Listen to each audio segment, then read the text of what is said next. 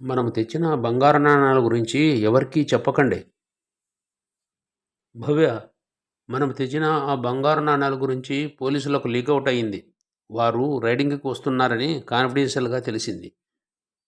ఇప్పుడు ఎలా చేద్దాం? నాకేమో ఏమీ తోచట్లేదు.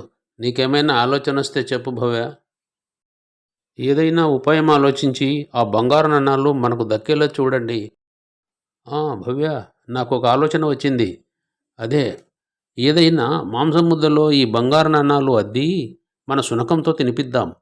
పోలీసులు రైడింగ్ అయిపోయిన తర్వాత ఆ శునకాన్ని చంపి పొట్టలో నుంచి ఆ బంగారు నాణాలు బయటకు తీసుకుందాం. ఎలా ఉంది ఐడియా?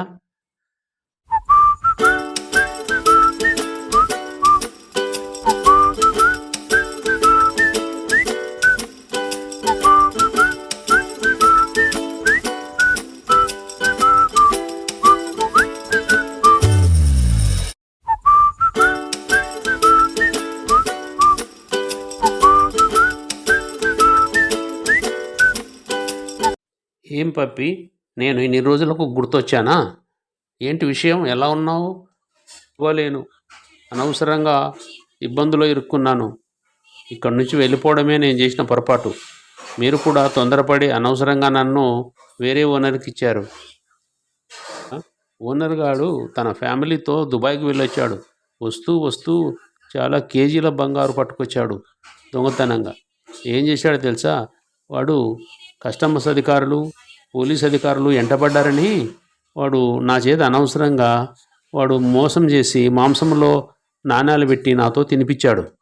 తర్వాత వాళ్ళు రైడింగ్ అయిపోయిన తర్వాత నా పొట్ట కోసి నన్ను చంపి ఆ నాణ్యాలు బయట తీసుకోవాలని వారి ఉపాయం కదా. వెంటనే పోలీస్ స్టేషన్కి వెళ్ళి కంప్లైంట్ ఇచ్చొద్దాం. సార్ నమస్తే. పోలీస్ అధికారుల కళ్ళు కప్పి బోలెడన్ని బంగారు నాణాలు దుబాయ్ నుంచి తెచ్చారు దొంగతనంగా. పోలీసులు రైడింగ్కు వారి ఇంటికి వస్తారని తెలిసింది. అవి పోలీసులకు దొరకకుండా కుక్క చేత మింగించి పోలీసులు రైడింగ్ అయిన తర్వాత కుక్కను చంపి పొట్ట చీల్చి బంగారు నాణాలు తీసుకోవాలని ప్లాన్ వేశారు.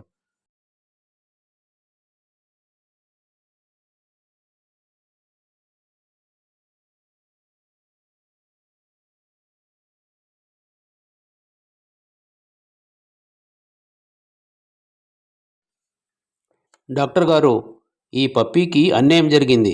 ఈ మధ్య పప్పీ ఓనర్లు దుబాయ్కి వెళ్ళారు.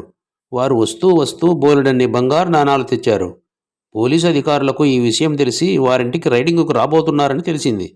అప్పుడు వారు అతి తెలివి ఉపయోగించి ఆ బంగారు నాణాలకు మాంసం ముద్దతో పూత పూసి ఈ పప్పీతో తినిపించారు.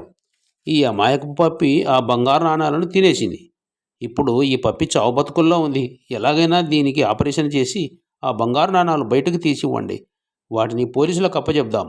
మీకు ఇవ్వవలసిన ఫీజును నేను ఇచ్చుకుంటాను. ఈ పప్పీకి నేను ఆపరేషన్ చేస్తాను. ఇందులో కంగారు అవసరం లేదు. Don't worry.